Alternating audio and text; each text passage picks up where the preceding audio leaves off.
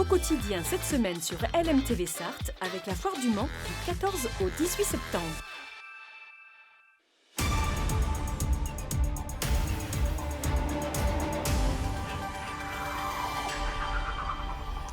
Bonjour, ravi de vous retrouver dans Au quotidien. Nous sommes le mercredi 13 septembre. Bonjour Colin. Bonjour Enzo, bonjour à tous. On vous retrouve dans quelques instants pour le JT avec votre invité. Jean-Luc Ourcoudeuil, qui est le directeur de la Chambre des métiers et de l'artisanat de la Sarthe. Il est inquiet quant à la formation des apprentis, vous le verrez. Et puis à 18h45, dans la suite, nous recevrons Virginie Spiro. Elle a créé un pictogramme pour mettre en lumière les handicaps invisibles. Elle vient nous présenter son projet. Pour poser des questions, vous commencez à en avoir l'habitude à la maison. Message WhatsApp au 0670 672 792. Tout de suite, place à l'actu.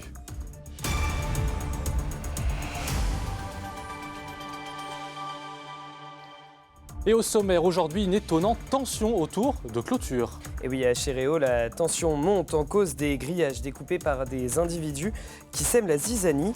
Rencontre avec les habitants dans ce journal. Et puis, c'est un bel exploit que nous vous proposons de revivre, celui de Jérémy Diguet, qui a parcouru la France à vélo. Un Tour de France, c'est pas mal, mais pour Loïs Baudin, c'est même un Tour d'Europe à vélo qu'il réalise dans le cadre du Purple Tour. Et il nous donne de ses nouvelles. Et puis notre invité dans l'actu, vous le disiez tout à l'heure, c'est Jean-Luc Ourcoudeuil, le directeur de la Chambre des métiers et de l'artisanat. Avec lui, nous évoquerons le futur menacé de l'artisanat en Sarthe. Mais on commence, Enzo, ce journal avec des voisins énervés à Chéréo. Leurs grillages ont été découpés à plusieurs reprises et vous y êtes rendu cet après-midi. Et oui, Colin, tout a commencé en avril 2022 et depuis, impossible de trouver le ou les coupables. Malgré les plaintes déposées, aujourd'hui, les habitants sont désemparés. Regardez. Où c'est coupé, c'est là, quoi. Depuis plus d'un an, c'est un mystère que Michel ne parvient pas à résoudre. Ça fait 4 fois qu'il coupe là, quand même. C'est la 4e fois que je répare. Là. Voilà qu'en pleine nuit, on s'amuse à lui couper ses clôtures. La dernière fois que j'ai trouvé, c'est donc il y a quelques jours. Donc en allant soigner mes animaux, les cygnes en particulier, je reviens et là j'ai trouvé auprès du banc des canettes de bière. Alors maintenant on a l'habitude. Hein. Je me suis dit, c'est les clôtures. Je suis venu là, c'était coupé et ils en ont coupé cette jour-là, apparemment 6. Hein, donc voilà. Car dans la rue, Michel n'est pas la seule victime de ces serial coupeurs. 6 autres de ses voisins ont également eu la même surprise. Alors forcément, dans le quartier, ça commence à agacer. Et c'est pour emmerder le monde, hein, c'est tout. Ça, Hein. c'est certain. C'est inquiétant. Mais ça fait peur à tout le monde. Surtout que ça fait plusieurs fois qu'ils viennent, donc c'est catastrophique, quoi. En plus, avant, ils allaient derrière là-bas, mais maintenant, ils commencent à venir par chez nous. Alors on se dit, ils vont attaquer tout le quartier tant qu'ils y sont. Hein. Mais le plus étrange dans tout ça, c'est qu'ils n'ont constaté aucun vol. Ils viennent avec l'intention de nuire, en fait. Alors qui et pourquoi vient-on semer le trouble dans la petite rue Saint-Symphorien? Ils ont bien pensé à des trafics en tout genre, mais désormais, Michel a sa petite idée. Pour moi, l'hypothèse la plus plausible, c'est des jeunes qui sont soit sous l'emprise de l'alcool ou qui sont shootés. Hein. Et il y a un problème comme ça, c'est tout. Hein. De simples petits rigolos, peut-être. Ce qui est sûr, c'est que l'affaire ne fait plus vraiment rire. Plusieurs plaintes ont été déposées et les habitants veillent au grain. Tous comptent bien un jour résoudre le mystère des clôtures coupées. Place à notre invité maintenant, Colin. Nous recevons ce soir Jean-Luc Ourcoudeuil. Il est le directeur de la Chambre des métiers et de l'artisanat de la Sarthe. Merci d'être sur notre plateau. Bonjour. Vous êtes venu pour nous parler de votre inquiétude quant à la formation des apprentis. La raison de cette inquiétude, c'est que France Compétences, qui est une institution de l'État, veut diminuer de 5% la dépense de financement pour l'apprentissage. Quelles en seraient les conséquences ? Aujourd'hui, les conséquences seraient immédiates. Chaque contrat serait amputé en termes de ressources. Donc, additionné par le nombre d'apprentis formés au niveau régional et sartois, c'est forcément un manque à gagner au niveau du chiffre d'affaires du centre de formation. Et autant de moyens moins disponibles pour investir, moderniser l'outil de travail, adapter la structure. Et donc, c'est une mesure qui va s'appliquer au détriment du secteur alimentaire, qui est l'un des secteurs les plus importants pour l'apprentissage dans la Sarthe. Alors, en Sarthe, notre centre de formation est exclusivement dans l'alimentaire, mais c'est une mesure générale qui concerne un peu plus de 400 diplômes sur tout un tas de métiers. Dans l'artisanat, il n'y a pas que l'alimentaire qui est concerné. Alors, en Sarthe, nous sommes spécialisés, mais dans notre région, Pays de la Loire, où tous les centres sont interconnectés les uns avec les autres, c'est effectivement la mécanique automobile, la fleuristerie, la coiffure. Tous les métiers ont un impact plus ou moins fort, puisque effectivement, le chiffre que vous citiez, c'est la moyenne. Maintenant, d'un diplôme à l'autre, on peut aller de -3 à -30% dans certains métiers, comme le vitrail par exemple. Ce qui peut être assez énorme. Enzo, je crois que vous avez une question de nos téléspectateurs. Oui, on parlait à l'instant des apprentis. On nous demande combien coûte un apprenti finalement. Alors aujourd'hui, il y a plusieurs choses dans le coût d'un apprenti. Il y a combien il coûte, c'est-à-dire à l'entreprise, c'est un salarié, donc on lui verse un salaire qui est effectivement une fraction du SMIC, fonction de son âge, fonction de ce qu'il a fait avant. Et puis après, pour la chambre de métier, c'est le coût de sa formation. Ce n'est pas le coût de l'apprenti, c'est le coût de la formation. Et là aussi, chaque diplôme représente un coût, alors qui est en analytique, qui est calculé au plus près, mais chaque métier coûte plus ou moins cher. En gros, pour donner une moyenne, régionalement, on est sur un coût de 7 000 € par apprenti, tout métier confondu. En réalité, on navigue entre 8 000 et 13 000. Et vous le disiez, justement, il y a des métiers qui peuvent coûter plus cher, notamment la mécanique, qui est l'un des secteurs, en plus, les plus représentés dans la Sarthe. Alors dans la Sarthe, ce n'est pas la chambre de métier qui forme un mécanique auto, c'est la chambre de commerce, mais c'est un métier important dans l'artisanat, et c'est un métier qui coûte cher, parce que le CFA doit avoir les mêmes équipements que le professionnel qui va accueillir l'apprenti en formation. Donc on doit être au top. Et effectivement, c'est des investissements numériques maintenant, avec de l'intelligence artificielle, et ça représente effectivement des coûts importants, voire croissants au fur et à mesure de la technologie. Alors on l'a dit dès le début, il y a une peur qui est latente, et selon Joël Fourny, qui est le président de CMA France, l'avenir de la formation professionnelle et l'apprentissage sont en danger, je le cite, et par ricochet, un grand nombre de professions artisanales sont clairement menacées de disparaître. Alors, c'est que moins d'apprentissage implique moins de potentiel professionnel plus tard. Ah oui, tout à fait. Aujourd'hui, tous les artisans qui s'installent, en tout cas bien plus de la moitié, ont été des apprentis en premier lieu. Donc ils se sont formés dans un CFA, quelque part en France.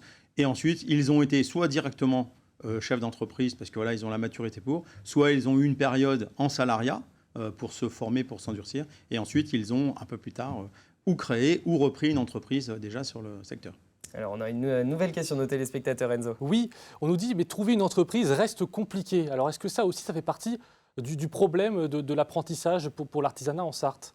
Est-ce qu'il y a cette difficulté-là aussi? Alors, trouver une entreprise en tant qu'apprenti? Oui, alors, à aujourd'hui, non. Nous avons plus d'offres d'entreprises que de demandes de jeunes. Aujourd'hui, nous n'avons pas de pénurie sur l'offre en matière d'apprentissage. Par contre, on a un manque, dans certains métiers particulièrement, de candidats. Donc aujourd'hui, il y a à peu près 2500 offres qui sont encore disponibles dans tout le territoire sartois. Maintenant, effectivement, c'est donc les entreprises sont présentes. Les candidats, et je ne parle pas forcément des plus jeunes, on va jusqu'à 30 ans maintenant en apprentissage, c'est les candidats qui sont dans certains métiers qui font un peu défaut. Alors selon vos chiffres, parce qu'on parlait beaucoup de la peur, donc 64% des artisans ressentent de l'inquiétude au regard de la situation économique actuelle, et à la fois 68% des artisans ont un état d'esprit positif et combatif. Comment est-ce qu'on peut l'expliquer et quels sont les leviers sur lesquels vous pouvez agir ? Aujourd'hui, si vous voulez, les entreprises ne sont pas toutes à mettre dans le même sac. Il y a des entreprises qui ont des développements assez importants, qui donc du coup sont orientées sur quelque chose de très positif. Et elles investissent, et elles recrutent. Les difficultés aujourd'hui, c'est que les entreprises ont de la possibilité du développement. Parfois, elles peinent à recruter de l'apprenti ou du salarié. Donc, ce n'est pas la dynamique de l'entreprise ni la dynamique du territoire qui fait défaut. C'est effectivement un peu de, il manque un peu d'essence dans le moteur au sens des candidats qui sont intéressés à se former et à travailler dans l'artisanat. Mais donc en un mot, vous restez assez positif quand même sur l'avenir de l'artisanat, enfin pas positif, mais dans le sens où il faut rester positif et combatif. Tout à fait. Aujourd'hui, comme on disait plus tôt, nous avons déjà investi énormément d'argent dans la modernisation de nos centres de formation. On a la chance de l'avoir fait avant ces dispositions qui sont une source d'inquiétude. Pour l'instant, les inquiétudes sont des inquiétudes. Rien n'est encore concrétisé, mais il vaut mieux se manifester tôt. Mais effectivement, on a déjà investi pour anticiper l'avenir. Merci beaucoup d'être venu sur notre plateau. Je vous en prie. On parle désormais, Colin, d'un exploit sportif, très sportif, même vous allez le voir, mais qui n'en reste pas moins solidaire. Le 19 août dernier, Jérémy Diguet, un sapeur-pompier volontaire, se lançait dans un Tour de France à vélo. Son objectif, récolter des fonds pour les pupilles orphelins des sapeurs-pompiers. Ce samedi 9 septembre, il est arrivé place des Jacobins au Mans après avoir bouclé 4000 km. Un moment plein d'émotions capturé par vous-même, Enzo Maubert. L'accueil ressemble presque à celui d'une étape du Tour de France. Après 4000 km à vélo à travers l'Hexagone, c'est la fin d'une aventure pour Jérémy Diguet et l'heure des retrouvailles avec ses proches. L'organisme, je pense qu'il a besoin de repos là. Plus la fatigue, je dormais dans les casernes, donc réveillé toutes les nuits par les interventions forcément, puisque c'est des casernes. Donc peu de sommeil, mais une aventure de fou, vraiment. Merci vraiment tout le monde. Et un soulagement pour sa famille, qui ne l'a pas vu depuis son départ, le 19 août dernier.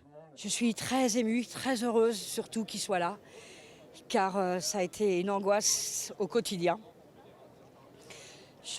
Même à son âge qu'il a, quand on est maman, ça fait très très peur de savoir ce qu'il a réalisé.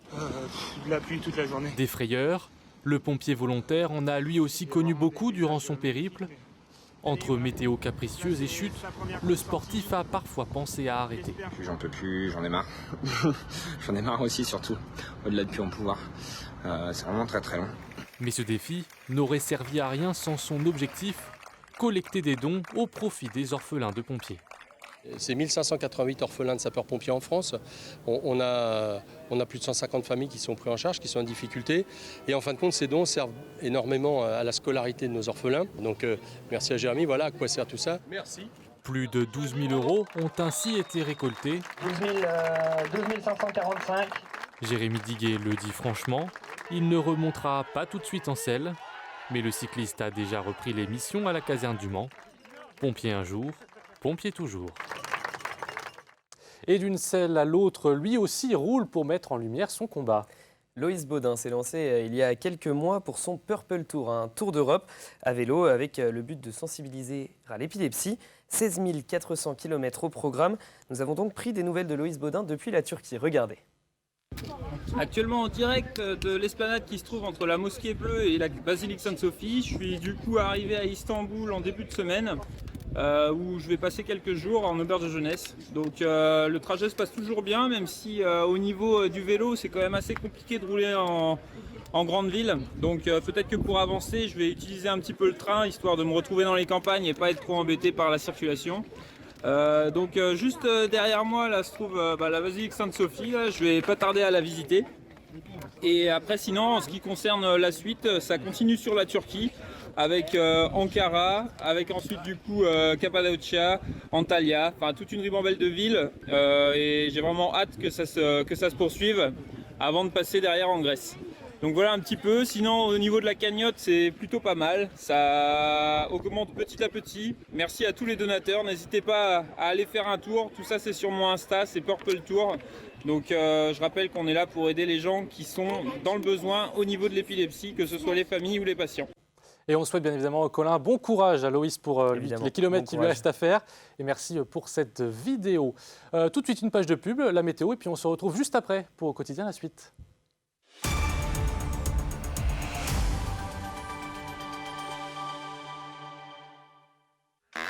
Au quotidien cette semaine sur LMTV Sarthe avec la Foire du Mans du 14 au 18 septembre.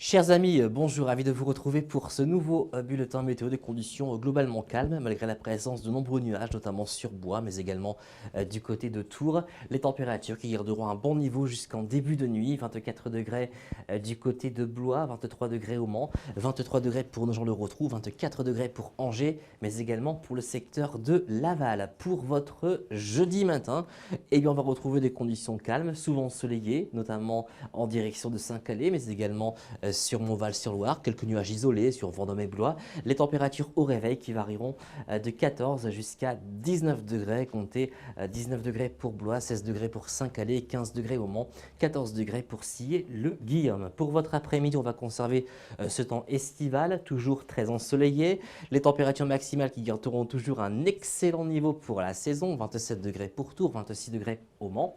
25 degrés pour Nogent-le-Rotrou, on sera parfois 5 à 6 degrés au-dessus des normales de saison selon les secteurs. Pour la journée de vendredi, on prend les mêmes et on recommence. De nouveau la chaleur qui va s'accentuer sur la région. Côté ciel, eh bien, il brillera généreusement le matin, mais aussi l'après-midi. Et puis, côté température, on pourrait frôler la barre des 30 degrés, notamment sur Tours. 30 degrés, pourquoi pas au Mans. 29 degrés pour Saint-Calais. 27 degrés pour Nogent-le-Rotrou. 28 degrés pour Laval et ses environs. Enfin, pour la journée de samedi, on va surveiller l'arrivée d'une dégradation, parfois orageuse. Attention, des orages qui pourraient s'accompagner de grêles et de fortes rafales de vent. Après les orages, les températures qui vont commencer à baisser. Avant les orages, nous aurons encore 30 degrés pour Blois. Après les orages, nous aurons seulement que 22 degrés en direction d'Alençon. Comptez 24 degrés pour Sillé-le-Guillaume. En ce jeudi 14 septembre, je vous souhaite une excellente journée et je vous dis à très bientôt.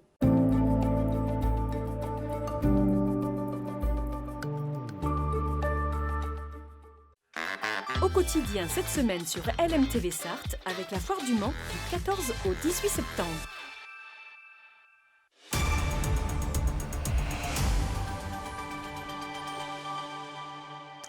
Bienvenue dans la suite si vous nous rejoignez dans quelques instants. Nous serons avec notre second invité Virginie Spiro qui a créé un pictogramme pour mettre en lumière les handicaps invisibles. Mais avant cela, on fait comme chaque soir le point sur la qualité de l'air avec notre partenaire Air Pays de la Loire. Depuis quelques jours, les polluants qui étaient un peu plus présents ces derniers temps à cause des fortes chaleurs se dissipent. Justement à cause, vous avez dû les voir, de ces températures qui redescendent. La qualité de l'air reste donc moyenne en Sarthe et vous le voyez partout dans la région. Et puis regardez cette autre carte désormais, la préfecture indique que 5 bassins versants sont en crise contre seulement 2 la semaine dernière. Ces 5 bassins versants sont en rouge sur la carte. Il s'agit de l'Argance, de l'Aune, des affluents de la Sarthe médiale, de la Nille, Veuve-Tusson ou encore de Vive-Parence. Pour rappel, des restrictions d'eau s'appliquent sur ces territoires. Pour toutes les informations, vous pouvez aller vers le site de la préfecture de la Sarthe. Tout de suite, Colin, on rejoint notre deuxième invité. Oui, merci Virginie Spiro d'être avec nous sur le plateau. Vous êtes donc la créatrice d'un pictogramme. De ce pictogramme dont on va parler, racontez-nous pourquoi et comment est-ce que vous l'avez créé. Alors moi, je suis handicapée moi-même. Je suis atteinte en fait de plusieurs maladies auto-immunes, dont le lupus. En fait, c'est une maladie qui dérègle le système immunitaire et le système immunitaire se retourne contre notre propre corps, ce qui engendre des douleurs chroniques, une fatigue chronique. Donc le pictogramme, en fait, je l'ai créé parce que je vais au magasin faire mes courses comme tout le monde et souvent arrivé aux caisses des magasins, malheureusement, on est victime d'agressions. Et parce que les personnes ne comprennent pas qu'on peut être handicapé mais debout. C'est ça, parce que dans l'imaginaire des gens, être handicapé, être en situation de handicap, c'est être en fauteuil roulant, alors que vous êtes muni d'une carte CMI qui est une carte mobilité et inclusion. Comment ça se fait qu'il y ait autant de problèmes justement? Parce que c'est dans l'imaginaire des gens? Parce qu'un handicapé, dans l'esprit des gens, c'est une personne qui est en fauteuil roulant. Sachant que les handicapés invisibles représentent quand même 12 millions de la population, donc 80% du handicap. Donc aujourd'hui, il est temps justement de changer les mentalités et de mettre aussi le handicap invisible en lumière, parce que énormément de gens souffrent aujourd'hui des préjugés contre le handicap invisible. Et alors concrètement, comment il se met en place ce pictogramme au quotidien ? Alors le pictogramme, je l'ai mis en premier lieu sur mon Instagram, donc sur les réseaux, qui s'appelle Handicap aux 8000 visages. Et j'ai reçu énormément de retours positifs quand je l'ai proposé la première fois. Et donc j'ai eu l'idée de me dire il va peut-être falloir changer les signalétiques en France, que toutes les signalétiques deviennent, on va dire, plus inclusives, avec un pictogramme aux côtés du fauteuil roulant, ce qui permettrait pour nous, handicapés invisibles, d'exister. Et donc, qu'est-ce que ça change pour ces personnes dans la vie de tous les jours, concrètement? C'est-à-dire qu'elles peuvent, à force de voir ce pictogramme, elles se sentent plus en confiance? Oui, parce que depuis que quelques magasins ont adopté le pictogramme et ont bien voulu changer leur signalétique, les handicapés invisibles ont beaucoup plus confiance. Moi-même, j'ai beaucoup plus confiance quand j'arrive en caisse de sortir ma carte CMI, j'ai moins honte. Donc, oui. Vous parliez tout à l'heure de démocratiser ce pictogramme. J'imagine que c'est un combat, un long combat. Ça ne va pas se faire comme ça. J'imagine de changer les habitudes, d'aller dans les transports, dans les supermarchés, que ce pictogramme s'installe véritablement. Ça, j'imagine que vous Vous le voyez aussi, ce combat qui va être peut-être dur à mener? Alors forcément toute seule, j'y arriverai jamais, mais avec l'aide justement des médias qui sont très importants parce qu'ils relaient l'information et aussi mes abonnés sur Instagram et Facebook qui m'aident beaucoup à mettre en place justement des campagnes de sensibilisation. Ils donnent le flyer que j'ai créé au magasin. Donc tout doucement, on avance.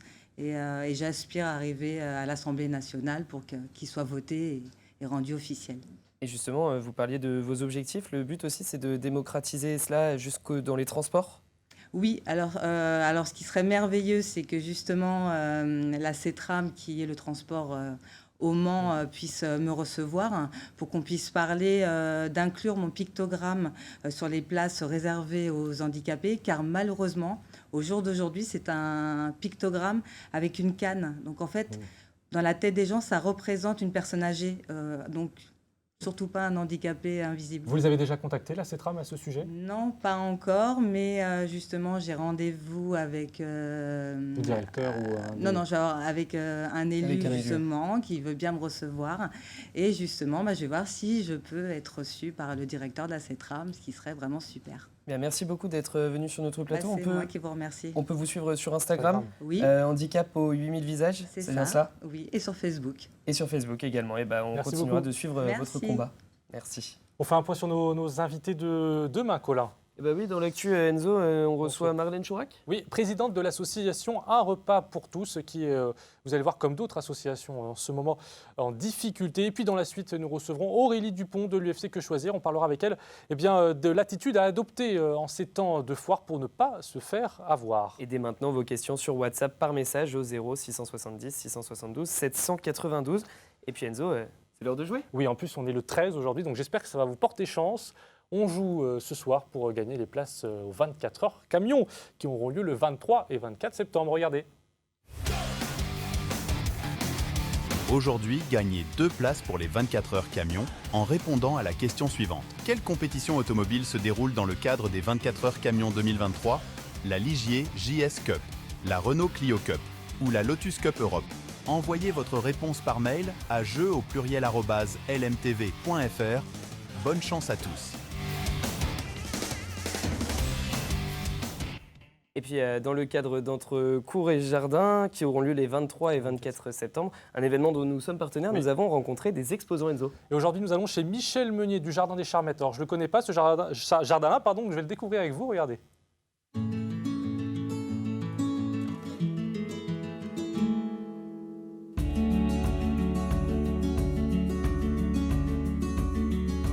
Il y a un jardin en haut, il y a un jardin en bas, qui sont complémentaires. Pour moi, il ne peut pas y avoir de jardin sans eau et il ne peut pas y avoir de jardin sans abeilles. Il y a des verluisons ici. Tous les soirs, je vois des chauves-souris. Enfin, il y a 7 nichoirs. Et tout ça, c'est un équilibre. Quand on est dehors, si on tend la main, on doit pouvoir prendre un livre dans la bibliothèque. Et quand on est dans la bibliothèque, si on tend la main vers l'extérieur, on doit pouvoir prendre une fleur à l'autre bout du jardin.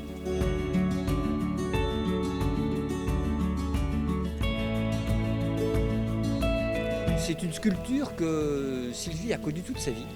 Elle était dans son enfance dans la banlieue de Dijon. Et cette pierre-là, pour moi, elle est toujours restée très mystérieuse. J'y vois dessus des cabosses de cacao, j'y vois sans doute des fruits exotiques, peut-être la symbolique d'un ananas. Je ne sais pas ce qu'elle représente. La pierre me fait voyager, mais tout comme les plantes. Ici, il y a des plantes qui viennent de Noirmoutier, qui viennent d'Oléron, qui viennent des Pyrénées, il y a des plantes qui viennent de partout.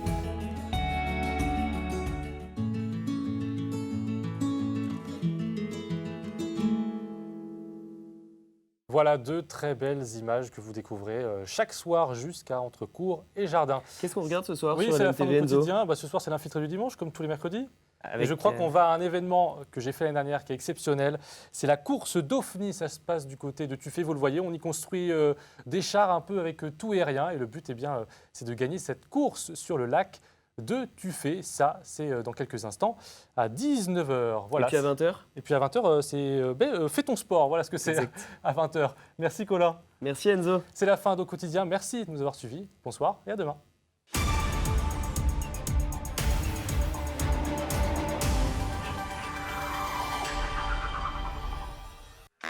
Au quotidien cette semaine sur LMTV Sarthe avec la foire du Mans du 14 au 18 septembre.